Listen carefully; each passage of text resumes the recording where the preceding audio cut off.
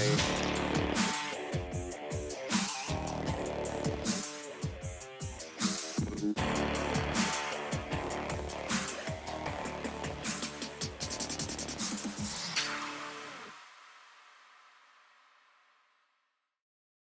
want to start off with a reminder that we are not doctors. Before you make any changes or try something new, always consult with your doctor and medical team first.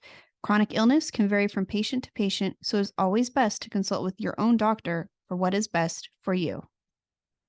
Hello, welcome to IB Determined. I'm your host, Mason Harvey, and I have Crohn's disease. And I'm Michelle Harvey. I'm Mason's mom, and I speak from the role of a caregiver. And today's We're topic talking about something that I don't know much about, but is very important for kids like me or their conditions. So Mason's going to learn this week. Usually we try We're to work. both gonna learn. Yeah, you're going to learn with them. Yes. So we usually try to work on these together. Mason had a very busy week with school, and so I prepared a lot of this episode myself. So he's going to be learning along with you guys, and I think that's kind of, you can ask any questions along the way too if you have any questions. I'll have questions for you guys. I'll try if I have any questions. Yeah, because since Mason's homeschooled, we have never had to utilize any kind of plans or help with the public school system as far as his educational needs because of Crohn's disease. But a lot of you out there do have your kids in public school, and it's really important that you know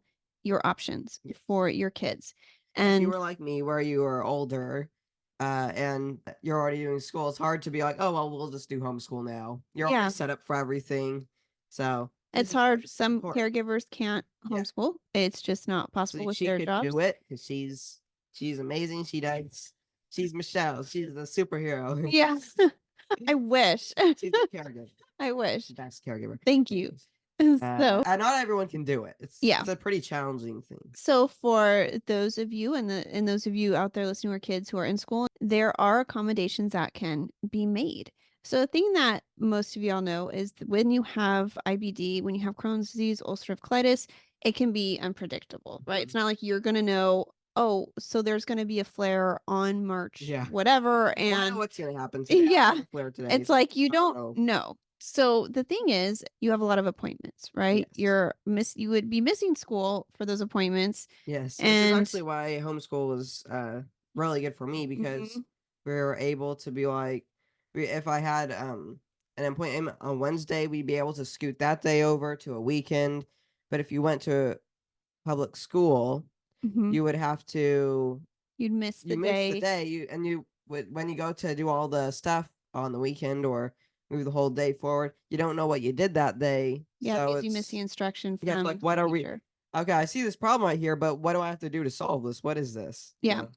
So it can be difficult. And for us, homeschool was great, but for other kids, you might be missing school from those appointments, or you might have things like the flares, like we were just talking about, or even if you get certain treatments, you may have certain side effects, things that will not enable you to go to school. The problem though, for kids is that they are still responsible for learning and completing their schoolwork, just like all the other kids. Crohn, so I don't need to learn about this. Right. That's not how it works. No. And you still want that education. Yes, so it's not like you just want like a pass either. Like, well, just let me pass. It's like you need that education as you go. So a lot of times what happens is students with chronic illness can face lower academic achievements. And that isn't fair.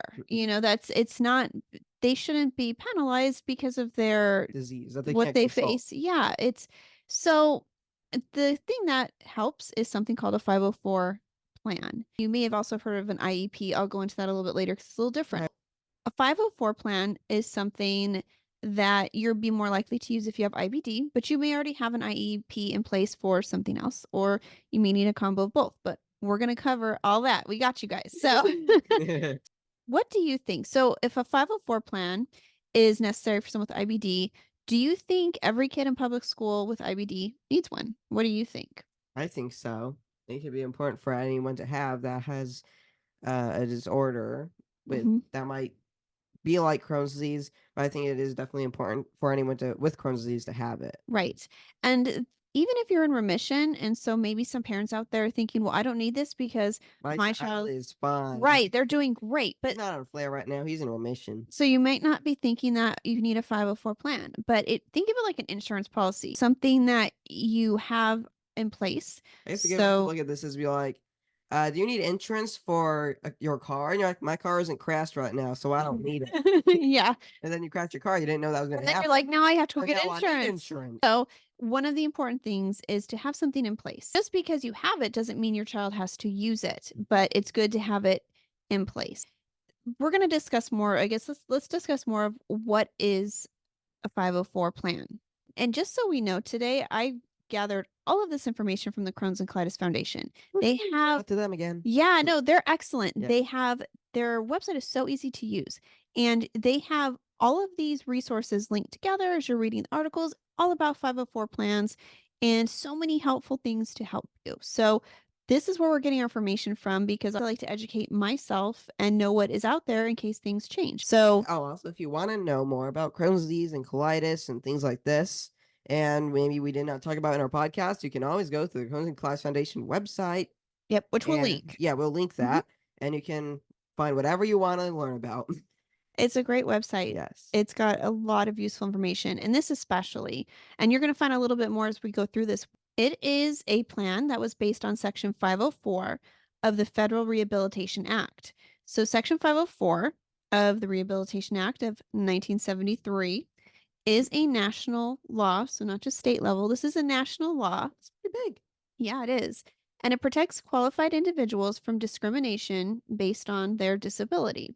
It basically addresses the issues that you would face in the education system when you have a child with physical disabilities and it requires their physical needs have to be addressed while they're at school. So Good. It's and good. having Crohn's disease, just so everyone listening knows, having Crohn's disease or ulcerative colitis is considered a disability under the ADA, the Americans with Disabilities Act. So they would qualify. It's also a legally binding document. So that is something, it's very important. This is not something to take lightly or for people in the education system to either take lightly. But it's a legally binding document and it allows your student to have specialized accommodations due to, in this case, it can be other things, not just IBD, but today, just to be clear, we're only specifically talking how it applies to IBD, but it is definitely used for Other things, things yes, as well. definitely. So what it does is it will allow you to have specialized accommodations for a child due to their IBD. We're going to go into this more because this is such a big topic. We're actually have 2 episodes. Oh God. Yeah. So this next, what we're going to include in the next episode. Just stay tuned. Yeah, like what that includes, like what you would include in it. So it included something like everything from unrestricted bathroom access. That's good. Yes, like you shouldn't have limits. Like if the teacher's like, you already went once, Because you if you're know? in a flare and Mhm. you go, I don't know, like I went like 15 times a day sometimes, and Yeah. they're like, well, you can only go once per school day, and That I'm would in be a a flare. problem. That's not right. Yeah. So And that's really helpful. another thing might be like being allowed to take home exams if you're hospitalized or in a flare. So those are all things like we'll talk about in another episode with you guys, so you'll know more of what to request and what to put in there. But it ensures that children have equal access to education and support regardless of their medical condition, like Yeah, IBD. it's- Which is cool, right? Yes, It's neat that they have something like this because not every child is able to be homeschooled. I care for the people who, Mhm. for the kids who can't Right. be homeschooled. And it's still because it's still That's such a tough on them. challenge. It's still really hard on these Yeah. kids, but at least this is something that is helpful, but still tough. They still have to be tough. I wonder if it has anything, just out of curiosity, Mhm. like, does it have anything to do with PE? Like, if they have like a Yes. So yes, it does have something to do with PE as well. And we'll discuss on the next episode okay, cool. because a 504 plan would cover something like with a PE class. That's what I was wondering because sometimes when I'm walking around, I have a sore ankle or joint pain like that. I'm Right. like, I don't really feel like running today or Yeah, it's a little more push-ups or difficult. something like that. Right. Right. So yeah, that's a great question. There's also a required collaboration here between not only like the caregivers, the parents like us, but your healthcare professionals and your school administrators. And you might think that teachers know about this and they're aware, but they might know about 504 plans, but they may not know about IBD. Yeah. So it's important not to assume that a teacher, or a substitute, because substitute may come in Be like, for a "Oh, what's day. this?" Yeah, and they're not going to understand. So having that 504 plan in place does help. Remember, Crohn's disease is so new in like the disease world, kind of. especially with kids, Yeah, I especially with think. kids, and when I got, I was like, "What is that?" So a teacher may not know what it is either. Right. And we know a teacher that is retired and really didn't understand IBD. I was trying to explain it, and she told me that she had students that it was no big deal. That was what I'm going, how can you say IBD is no big deal being a teacher? Because it is a big deal. She may have not had either her students didn't know about their rights, didn't have a 504 plan, so she wasn't aware that IBD was under that, but Or they may have not had Crohn's disease. They might have had something right. else severe. Maybe there was a misunderstanding. So I took that opportunity to educate her about what IBD is as much as I could. And still, it's just important for people to understand and not just think that, oh, it's easy. And that's a lot of kids, it's an invisible disease. And so that's why they're protected under this act and why they're protected with the 504 plan, because you might look at them and a teacher could say, well, you look great. You look healthy. Right. There's nothing really wrong with Yeah, you. like it's not a big deal, but it is a really big deal. So it's important for educators to educate themselves Yes. on this as well. And one of the cool things that the Crohn's and Colitis Foundation actually has brochures. They've created these pamphlets that are a teacher's guide to this. So if you run into an issue like we did where a teacher doesn't understand it and You print out the brochure. yeah, it's online, it's on their website. We'll provide a link to that because that may be great for you to provide to a teacher, Maybe you can bring it to school and say, "Well, here's the Yeah, paper that's behind it, so you have proof or whatever." right. Because it is hard for parents, like, or even you, like, as the child, like, to explain to the teacher so much about this. And maybe we don't even know all about it when we're trying to explain it. So that's a really cool resource. Yeah. And I want to mention that. That's why I brought that up because I wanted to mention that so you can use that And for that teachers. link will be in the description. Yeah, I'll Okay. have that. Yeah, with our, you'll see that. The one of the things you might be thinking right now, you may have heard about a 504 plan and an IEP. And I've like, heard of the IEPs before. yeah, so it's like, what is that? I mean, we have some family who use IEPs, so we have heard of this. But an IEP is an individualized education plan. So that is for a child who has an intellectual or learning disability and requires specialized instruction or related services. It's a different process than a 504 plan. It's based on the Individuals with Disabilities Education Act. So Okay. it's a little, yeah. So it's a little different. A little different, but it still has like the Right. same. Still protecting kids Yeah. that need that extra something to, Or something, right. yeah, To help with provide something. provide an equal opportunity for Yeah. education. That's what that is, where a 504 plan covers necessary accommodations for medical and or behavioral needs that might not directly impact learning, but impact how you learn. So if your student has an IEP for special education and also has IBD, 504 accommodations can be incorporated into the IEP. So you can have both. Both. Okay, that's Yeah. cool. That's good to know. Yeah. And again, this was taken from online. And if I am, I hope I'm getting it all right and relaying all the information we learned. It should be right though, because it's from. Yeah, it's from the Crohn's and Okay, Colitis it should be right. Foundation. Yeah. It But should be right if though. there's anything you want to add or share, please feel free to do that in the Yes. comments. Just let us know. And it's important to talk to your own medical team and your school to determine, if one or both is necessary for your child. We're going to walk you through the steps to take to get a 504 plan. And we'll be talking about the things to request, like we said, in another episode. Like that's going to, because I really want to talk about that separately We because, have another episode that's going to be like yeah, saying more part 504 kinda. plan stuff. Yeah, So part you can keep 2. requesting for that episode Yeah. because you know it's Yeah. well, you kind of roughly know what it's going to be about. And so the steps to take. So the first thing you'd want to do is contact the school about developing a 504 plan for your child. And so that request can be it can be verbal, it can be in writing, and it can come from, you or the school. So however that happens. And the next thing you're do is you're going to ask your child's doctor that you'd ask them for a letter or a medical report that can also confirm the diagnosis, right? Because you Yes. can't have somebody saying, Yeah. I mean, Like- which makes sense. Yeah, like just a random person saying, "Oh yeah, well I'm sick." You need Yeah. a doctor to be able to back that up. Because Right. the doctor is the one that knows. Right, because you're creating a legal document and you want to make sure that you have Yeah. all these resources. So you will need that. So you're going to work with the medical team to get whatever necessary documentation is needed. Versus the doctors. Yeah, if you're like us, we have a great medical team who I'm sure they are familiar with these too. So you may be surprised your medical team may be familiar with this. They may have brought it up with you, so you may already know all about this. But if not, you're going to want to outline specific accommodations that are needed for your child, which is those accommodations that we're going to be discussing in that part 2. Part 2, So you'll okay, want to come cool. back. Yeah, because that deserves a whole episode to itself. Yes. And so you're going to put all these in writing to create a 504 plan. One of the things they recommend is to set up a meeting with a guidance counselor or whoever the referred person is at your child's school to discuss the development of the 504 plan. And so I'm sure your school can point you in the right direction and let you know who you would speak with. And if you needed to, this is another cool thing the Crohn's and Colitis Foundation has. They have a template that they've already created for you. It's on their website. It is to help you complete a 504 plan. So some schools will have their own version of a 504 plan and It's you different can for every school, maybe. yeah, so I mean, and you're welcome to use that, but you make sure you review them to ensure that it includes the accommodations for your child. So you have, you can talk to the school. The Crohn's and Colitis Foundation has a template available, which is really helpful because it is quite involved if you take a look at it. So it's a great start.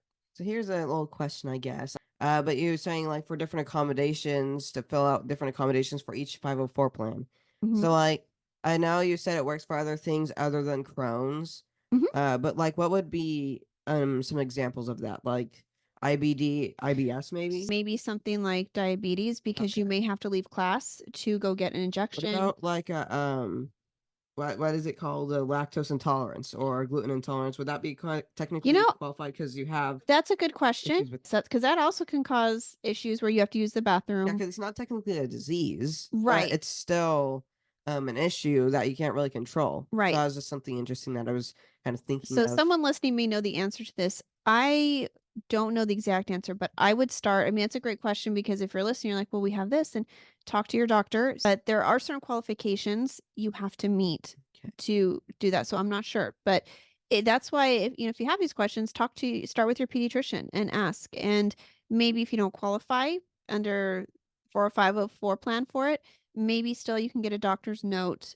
to and still talk to your teacher and ask for them to accommodate Okay. that. Thank you So, for answering that. yeah, kind of. I Yeah. tried. Well, you did a good job of answering, better than Yeah, I could. but it is a good question because it's not necessarily considered a disability to be Yeah. lactose intolerant. It's like if it's not So, a disease, right, but but that doesn't it's mean those kids should have to suffer yeah, either, just because right? it's not a disease doesn't mean they should Yeah. have to go through that because it's still kind of messing up with their day or whatever. Right. So Yeah, those are things that are important to discuss with the teachers, important to doctors. yeah, so that you can still help your child even if it's not something like IBD. Consult with So, your medical team first. we always recommend We that. are not doctors. We're not.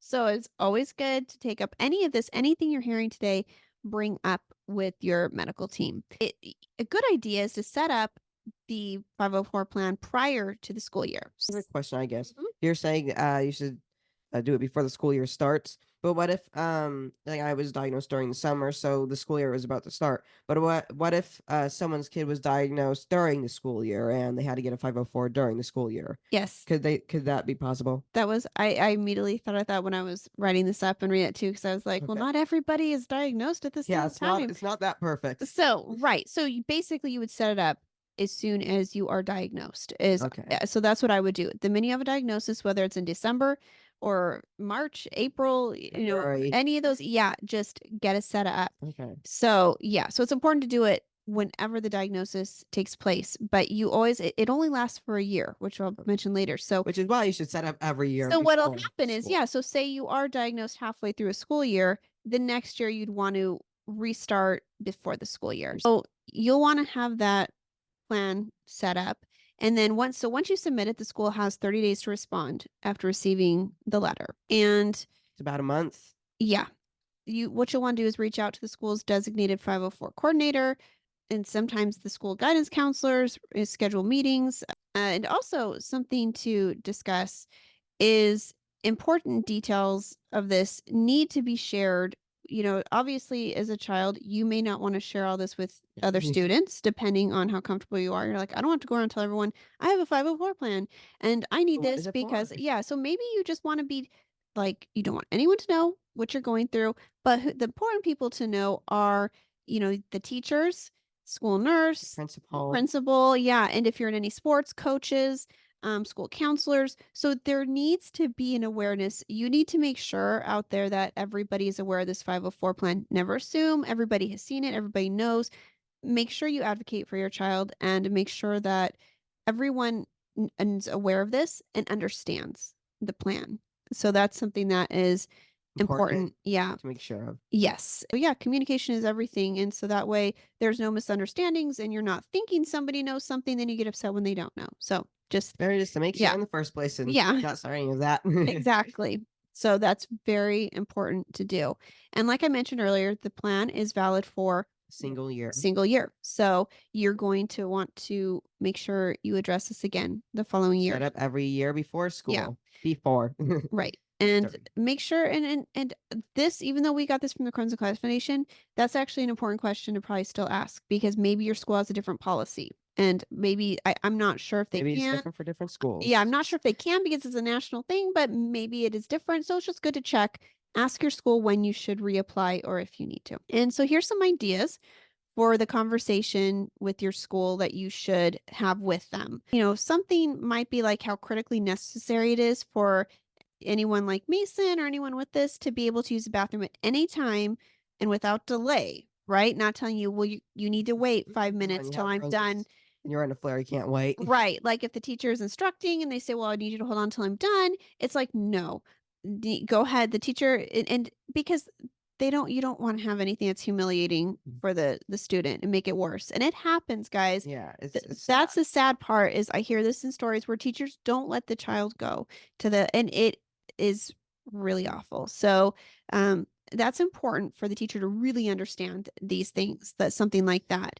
And Here's actually a question really quick. yeah, You said that without delay, a kid can go to the bathroom during if a teacher is talking about what they're learning in the lesson. So how would that work?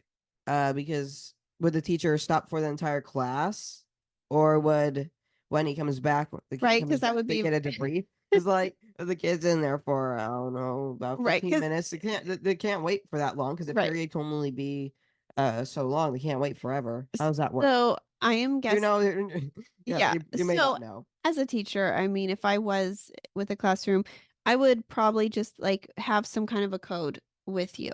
So that way, if you kind of raise your hand and, like, then it's like, go ahead. And I would just continue on like normal. And then when they get back, you would brief them. I mean, you would this is where the 504 plan would come in because then you would have proper steps to take to make sure that, you help them out. Maybe you have someone who could take notes or have someone share something with the student, that they missed. So Okay. maybe they have notes or they have an outline what they're talking about and they can provide you with something like that. That's just an idea off the top of my head. But you would have something worked out with the teacher. And this is why it's very important. Like when we talk about this next week, this is why it's so important to actually get detailed because questions like that, if it's important to you as a student that if I'm in the bathroom for half an hour when I come back, what if I Am I not missed gonna know the what's gonna entire math lesson and now I don't know how to do my homework? So that is something that these are the kind of things you'd want to include to make sure that is addressed. If you do miss something, how is that made up? How are you, So yeah, Okay. that's a good question. And that's why this can be really something you need to think about and talk to your child too. Cause like look at with Mason, he's got all these questions, which is very important to consider them when you're doing this 504 plan. We mentioned everybody else, but not the child. Yes. But The it is child. extremely important to include your child too, Yes. because they'll know their needs and Tell know them what they want. right. So very important to include them. So you're going to have these conversations with the school so that they know, how symptoms affect you, how flares affect you because again, you can't expect a teacher to just understand what is going through your head or what you're feeling. It's like they're not going to know. So it's important to keep that communication open and share for them how it can be, physically, how it can be mentally, and even emotionally, how this disease can affect you. And so it's important for your teacher to really understand Understand. this. Yeah. And so like we mentioned, this plan, it's important to review it and when you update it annually, consider any changes too because maybe something changed during that year. Maybe you found maybe something didn't work and you needed so things can be changed for the following year too. So it's important to to do that. What is also really a cool feature, which is great to bring up here, is that the Crohn's and Colitis Foundation has an IBD help center.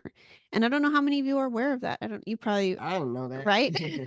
But That's pretty cool. they have a help center, and I'm gonna put a link in there too. We're gonna have a lot of links today for you guys, but these are About really 3 so good ones far? you should keep. Yeah, these are great. So they have a link, and they are more than happy to help you with anything with a 504 plan. There's other things you can talk to them about, but they specifically tell you if you need help with a 504 plan, to either there's multiple ways to contact them, which they'll be in the link. They also have a phone number, which is 1-888-694-8872, and you would choose option 8. So if you just want to call and talk to somebody, you can, and they're be able to help you with this and maybe walk you through it and make you feel more confident about The the. Crohn's and Colitis Foundation is very trustworthy. Oh, there's things like this. This is a perfect example of a service they provide, and I'm um, thankful for it. right. And so they're very transparent about their funding. They're transparent about everything goes. But if you actually look at their website and look through everything, it is extremely helpful. And, even they have the whole new recipes for diet, whatever diet you're on, they try, there's a lot of things they do. So really good site. Yes. And I highly recommend it. Foundation Yeah, site. it's really good. Yeah, great foundation, Yes. good website. So, and Okay. so we're gonna kind of end this slowly with gonna go into what to do if the school doesn't follow or approve the Oh boy, 504 we're getting plan. to the part where the 504, where Yeah, the schools are kind of like because insurance. well, this does happen because sometimes a teacher knows about it, but they don't follow it. And so you need to know your rights and make sure that it is followed. And so the first thing, so if it's not approved, because you have that, you turn it in, they have the 30 days to review it. So if the school tries to remove anything from the plan because they don't think it's necessary, Contact the doctor. right. Yeah, exactly. Mason's like, I'm calling Dr. B and we're going to get a letter or a phone call to the Dr. school. B will fight. Yeah. Our doctor is excellent with that. She's very aggressive in all the perfect medical ways for us. Yes. So you're going to want to emphasize that IBD symptoms can change, and sometimes they're going to be active, Sometimes sometimes be dormant. they're not. So if a school's like, well, right now He seems he fine. seems fine, I think we can remove this, make sure that you keep those accommodations in place and let them know that it can change. And we want that One day he in can be there. perfectly fine. The next day he can be in a flare. Yeah. So very important to advocate. And it's also important to keep open communication if any additional health situations arise. Kind of we talked about earlier. So if anything does change and you need to add to it, make sure the school's contacted and so you can make all the appropriate changes and make sure your child is Like when okay. I was diagnosed, I was fine. Then we got home and there's my back going out. Yeah, which that was unexpected. We were not Which if prepared I for did go that. to the school, that would be really important to add to the Right. plan. You would have had a lot of missed days. Yeah. So what if they don't approve the 504 plan? You've gone through this, you've explained what you need in there, and they don't approve it. So you can file a complaint. At this point, you should probably just go to a different school. And Mason's like, I'm done. I'll go where I'm wanted. But no, it's important to do this too Yeah. because you want to Educate. advocate and educate. Yeah, it's always a good idea. Educate the And, educators. and sometimes you can't just easily switch schools. And Mm-mm. so this is like you're in a certain district and this is where you go. So you can file a complaint or request a due process hearing with a 504 coordinator if you do not agree with the school's evaluation. And you also should review there is the Notice of Parents and Students' Rights under Section 504 of the Rehabilitation Act of 1973 for more information. So these are maybe things I would think right here you could bring up if you needed to call that IBD help center if you are stuck, and they might be able to guide you in the right direction. But that's basically you are allowed to file a complaint or request a hearing Very about good. that. So what if you disagree with the 504 plan or any of its components? When they get back to you and you disagree. So this is what we were just kind of talking about. You express your views and maybe suggest alternatives to what they've proposed and something that works for you. Like, upgrade it maybe in a way that's custom to you and your wants. Right. And so maybe say, okay, we can see what you're saying here because maybe a school is trying to say what you're asking for is just impossible to do, but maybe they're offering a different solution. So, hear each other out, but make sure that your needs are met and addressed. They do say you can refuse to sign the plan until your concerns are addressed.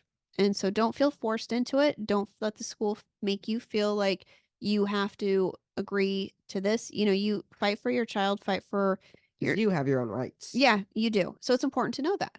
What do you think? Do you have to prove they're struggling with classes or failing to get one of these after you've heard all this? I don't think so. Right. Like, if a child needs something, they do need that. Right. Like, kind of like with insurance, the way I think I Mhm. know with this is a good reason is when they say, well, we're gonna put him on an off-brand version of this Mhm. drug that is cheaper Yeah. when the one is already working, and they say, well, you need to prove that you need this one. But Yeah. if it's working for the child, it'd be best to just keep them on it. Right. Like, they don't need to prove themselves to be able to get the thing that works best for them. Right. So you don't have to show like IBD is causing me to fail and I need this. You Yeah. shouldn't get to that point, right? No, you shouldn't. It shouldn't take that. So and so that's true. The law doesn't say that your child has to be struggling or failing for these accommodations. And even if you're a straight A student, you still qualify for a 504 plan. It has nothing to do with the grades. So, yeah, so you don't have to a child doesn't have to prove anything as far as they're struggling or they need this. That's not how this works. So, you're your child's best advocate. So, make sure you have an active role in all of this. I know it's exhausting. I know a lot of you are trying to work, trying to take care of the other kids, and you're already taking care of all the medical needs. And so sometimes it feels daunting, but it's You are the parent important, and you know the most of the right? child. It is just important. And unfortunately, it'd be great if they provided advocates for these Yeah. tired parents, but they don't. And so it's just very important to keep that fight up and keep that spirit up because school isn't going to last forever, Mm-mm. but this education will. And so it's very important that you step up and you make sure your child gets what they deserve. And, the other important thing is, which Mason has kind of learned, it's important to involve the child in these processes because they're going So to they need to know what's advocate. happening. Well, you need to know what's Yeah. happening, and you may need to advocate for yourself one day as well. So it's important for you to see a parent advocating so these kids can look up to you and see what you're doing so they can learn to do the same for themselves. And it's important to, like we said, involve them so they know exactly what's going on because Confused about right. what they're advocating for. Right. And I think it's probably important. I didn't put this in the script, but I think it's also important because it's important for you to know if a teacher isn't doing what's on the 504 plan. If My you teacher does everything. yeah, I Our know. teacher is very. We're a little different over here. But it would be important if you were in class and you knew your rights as the child. So if the teacher is not following something, you would Need to make know sure to that they're say, this is not happening for yeah, me at school. And you would know to stand up for yourself. So that's also need to get another that done. reason it's important. And so, and we're going to kind of go over that on the next episode as well. It's like the do's and don'ts and things like this. So we're going to kind of And cover guys, more. comments Yeah. if you have anything you wanted for next episode. Yeah, if you want, now is your time to say it so we can get it Yes. into the next episode. If you have a question about 504 plans, or if you have something to add that you think we could share and it's a story or something worth mentioning, please share it so we can talk about it in the next episode. Maybe if they wanted, when they have a comment or a suggestion for what they want, we can say, well, this segment, which has been suggested, we'll give a shout out to the person Yeah. who gives a suggestion. If you wanted, you can say, I want a shout out or something. Yeah. So feel free to do Yes. that. And the other thing is we're going to kind of close out with is that make sure you're enlisting the help with your child's healthcare provider, with their medical team, because chances are they have helped, especially if they're well, most of us have pediatric GIs and pediatricians, but they have likely helped develop these 504 plans, Mhm. and so they're probably very knowledgeable about them. And so they can help give you guidance as well. So very important to reach out to your medical team too with these questions. So lots of resources for you, lots of people to talk to. And I think another episode we may do, or I may put in next one is, 504 plans for college. So Ooh. we're here talking about K through Okay. 12. It's important for even if you're homeschooling.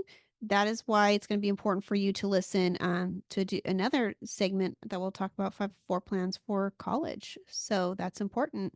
So, like we said, tune in next week because we're going to be covering suggested accommodations to be requested, like, extra time for tests, excused absences, things like that. So we're going to be going over a bunch of different ideas and sharing them to help you guys. So maybe there's something that you wouldn't have thought to include. So we're going to include those.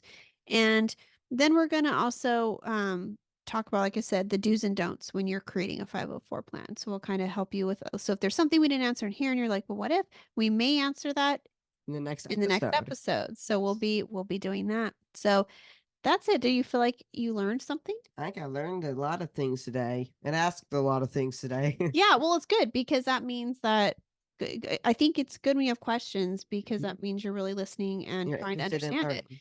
Yeah, you were interested in it. So that's a good thing. So hopefully we've helped all of you out there and you'll stay tuned for next week for the next part of the 504 plans. Part 2. And yeah, check out all the links. We're going to include all the links here for you guys. And so you guys can follow us on Instagram at Team IB Determined. We have all of our journeys on there through medical, through just life, everything on there. So it's a great site. And the Reggie Project. If you guys want to share your journeys and With Reggie. with a Reggie, that would be really cool. So check out the Reggie Project on Instagram as well. And then you're welcome to listen to us wherever you listen to any of your podcasts on places like Spotify, iHeartRadio, Amazon Music, Apple Podcasts, and even YouTube now has a podcast This section. is the perfect segue to YouTube itself. Yes. If you like watching and listening, go to YouTube. And if you are on YouTube, make sure to like and subscribe. And if you want to be notified every time we post a video, make sure to hit that bell button. Yep. And also, we have been getting more comments.